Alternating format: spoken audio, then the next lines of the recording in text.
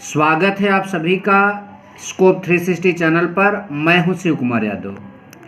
इस वीडियो में मैं आप सभी को एयू इंटेंस एग्ज़ाम की प्रिपरेशन में जो बीए हिस्ट्री अर्थात इतिहास का इम्पोर्टेंट टॉपिक है उसके बारे में बताने जा रहा हूं।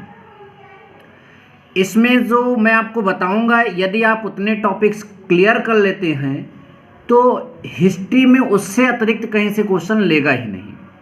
आपको थोड़ा टाइम देकर इस वीडियो को पूरा ज़रूर देखना चाहिए। वीडियो अच्छा लगेगा तब लाइक और कमेंट करिएगा।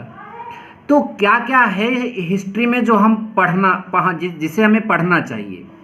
तो देखिए, आप सभी लोग जानिए कि हिस्ट्री को 3 भागों में बांटा गया है। तो यहाँ बीए एंट्रेंस एग्जाम अगर आप देने जा रहे हैं तब भी आप हिस्ट्री के 3 पार्ट पढ़ेंगे: प्राचीन इतिहास, मध्यकालीन इतिहास और आधुनिक इतिहास। ये आप सभी लोग ध्यान दीजिए। जैसे यूपीएससी या एसएससी के ये इतिहास के 3 पार्ट होते हैं, उसमें थोड़ा विस्तार से जानना पड़ता है और इसमें आपको संक्षेप से जानना पड़ेगा। तो कितना जानना है और क्या क्या जानना है वो मैं इस वीडियो में आपको पूरा बताने वाला हूँ। तो प्राचीन इतिहास के जो टॉपिक्स हैं मैं यहाँ पर आपके सामने लेकर आ रहा हूँ। देखिए, हमने प्राचीन इतिहास में प्राचीन भारत को आपको पढ़ना पड़ता है, जिसमें हमें सबसे पहले क्या पढ़ना होगा? पाषाण काल। और आप ध्यान दीजिए, मैंने अपने चैनल पर जो है पाषाण काल पर कम से कम 2-3 वीडियोस बना दिए हैं। यदि आपको वो सारे वीडियोस देखने हैं तो आप हमारे चैनल के प्लेलिस्ट में जाकर उनको देख लीजिए। वीडियो पसंद आएगा, आप कहेंगे तो मैं पूरा ये जो टॉपिक यहाँ पर मैं लेकर आया हूँ पूरी तैयारी करा दूंगा परीक्षा के पहले। तो पाषाण काल में आपको क्या पढ़ना पड़ता है? पुरा पाषाण काल, मध्य पाषाण काल, नवपाषाण काल। इसमें से सिर्फ इंपॉर्टेंट बातें, पूरा आपको छानबीन नहीं करना, बस इंपॉर्टेंट बातें। जितना मैंने लिखवाया है इसका नोट्स में जाकर आप देखिए ज़रा, आपको अच्छा ज़रूर लगेगा। फिर दूसरा टॉपिक आपको पढ़ना पड़ता है सिंधु घाटी सभ्यता, ये आपको क्लियर करना पड़ेगा। तीसरा वैदिक काल। वैदिक काल में आप ऋग वैदिक काल, उत्तर वैदिक काल, वैदिक साहित्य यहाँ पर समझते हैं। वैदिक साहित्य में जो आपके वेदों की संख्या है, जैसे ऋग्वेद, सामवेद, यजुर्वेद, उपनिषद, वेदांग, ये सारी चीज़ें आप वहाँ पर समझने पाते हैं। स्मृति, पुराण, सब कुछ समझना पड़ता है आपको। फिर धार्मिक आंदोलन जो है, जिसमें आपको जैन धर्म, बौद्ध धर्म, सिख धर्म के बारे में जानकारियाँ लेनी पड़ती है।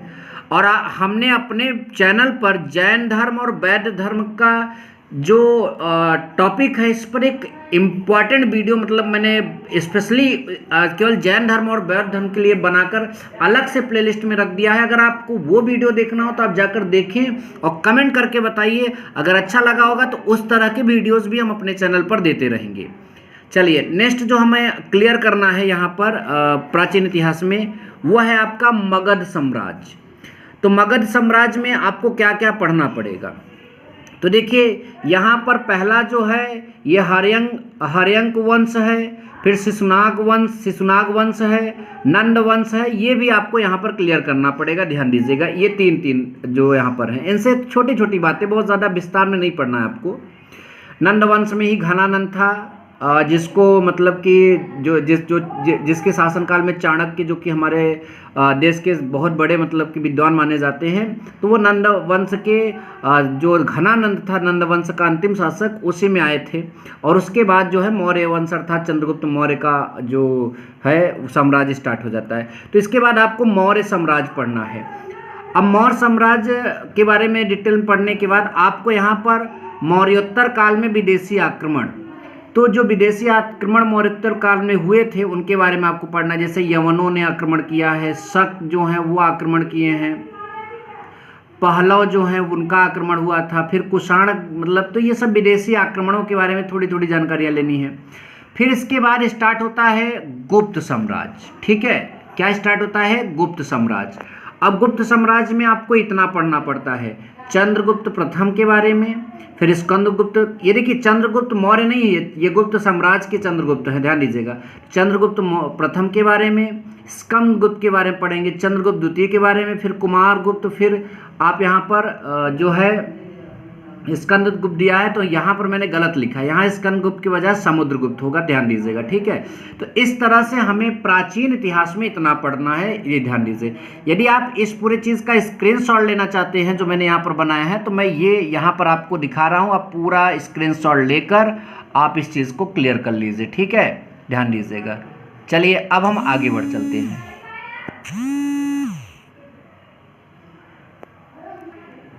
तो सबसे ज़्यादा तैयार आपको केवल प्राचीन भारत ही है, उसके बाद मध्यकालीन में उतना मेहनत नहीं करनी है, और आधुनिक भारत में तो उससे भी थोड़ी कम मेहनत करनी है। तो मध्यकालीन भारत अब हम आपको बताने जा रहे हैं इसमें क्या क्या पढ़ना है। तो सबसे पहला इसमें जो है वो दिल्ली सल्तनत के बारे में पढ़ना है। अब दिल्ली सल्तनत में जो है ये ध्यान दीजिए, पहला जो है आप गुलाम वंश पढ़ेंगे, जिसमें कुतुबुद्दीन ऐबक आपको वहाँ पर देखने को मिलेंगे, इल्तुतमिश, रजिया सुल्तान, बलबल, इनके बारे में छोटी छोटी बातें। क्या आप मतलब कि इनके बारे में पढ़ना होगा, जैसे गुलाम वंश के संस्थापक कौन थे, तो कुतुबुद्दीन ऐबक थे। लाख बख्श किसे कहा जाता है, कुतुबुद्दीन ऐबक को कहा जाता है। तो ये आप यहाँ पर देखेंगे, जैसे यहाँ पर मतलब कि भारत की प्रथम महिला मुस्लिम शासक थी रजिया सुल्तान। तो ये सारी चीज़ें यहाँ पर आप गुलाम वंश में सीखेंगे, ठीक है, ऐसा ही क्वेश्चन लेता है। फिर उसके बाद हम खिजली वंश यहाँ पर पढ़ने वाले हैं, जिसका संस्थापक जो था जलाउद्दीन फिरोज खिजली था। फिर हम यहाँ पर क्या पढ़ने वाले हैं, तुगलक वंश, ध्यान दीजिए क्या पढ़ेंगे, तुगलक वंश। तुगलक वंश का संस्थापक गयासुद्दीन तुगलक था। फिर हम सैयद वंश के बारे में पढ़ने वाले हैं, इसकी स्थापना जो एक ख्रिज खान नाम का जो वो था उसने किया था। फिर लोधी वंश पढ़ने वाले। तो इस तरह से दिल्ली सल्तनत में आपको इतना तैयार करना होगा। उसके बाद भक्ति और सूफी आंदोलन के बारे में थोड़ी सी जानकारी लेनी होगी, कबीर के जो गुरु थे वो कौन थे, सूरदास के बारे में थोड़ी थोड़ी जानकारी, बहुत विस्तार से नहीं, ये पढ़ना होगा। फिर दक्षिण के राज्य जो हैं उनके बारे में यहाँ पर आपको मध्यकालीन इतिहास में पढ़ना है। तो दक्षिण के राज्य में सबसे पहला आपको जो टॉपिक क्लियर करना है वो विजयनगर का साम्राज्य, उसके बारे में पूरी जानकारी आपको समझनी है। फिर उसके बाद बहमनी साम्राज्य के बारे में आपको पूरा समझना है। इतना हो जाने के बाद आपको पढ़ना पड़ता है मुगल साम्राज्य। अब आप जानते हैं मुगल साम्राज्य में बाबर, हुमायूं, शेरशाह सूरी, शाहजहां, इन सब के बारे में आपको पढ़ना पड़ता है। क्या पढ़ना पड़ेगा कि बाबर जो है वो कौन सा युद्ध किए थे, उनका प्रथम युद्ध बताइए।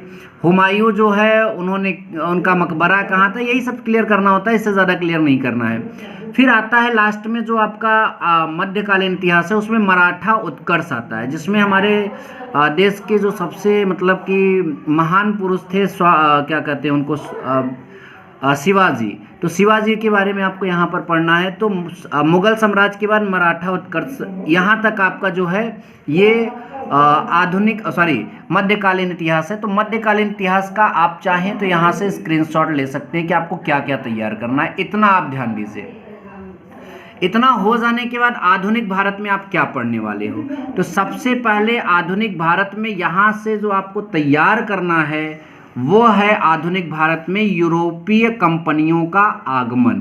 ये ध्यान दीजिएगा, आधुनिक भारत में आप क्या तैयार करोगे, यूरोपीय कंपनियों का आगमन। ये यहाँ पर आपको सबसे पहले पढ़ना है।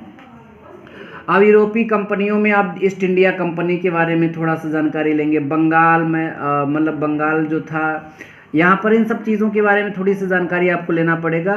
तो इतना आपको यहाँ पर यूरोपीय कंपनियों के बारे में जो डिटेल से आप देखेंगे जब अपना सिलेबस जो किताब खरीदे होंगे तो उसमें दिया होगा।